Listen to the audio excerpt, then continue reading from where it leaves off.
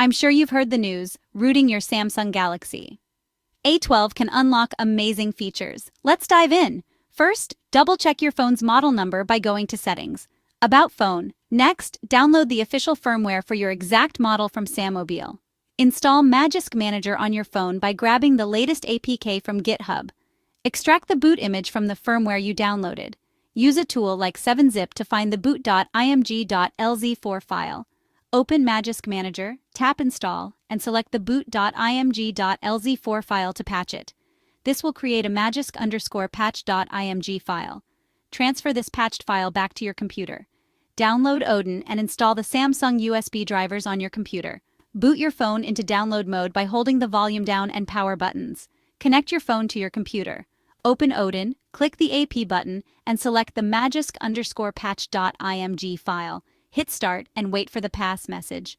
Once your phone reboots, open Magisk Manager to confirm root access. And that's it. You've successfully rooted your Samsung Galaxy A12. Enjoy your newfound freedom and custom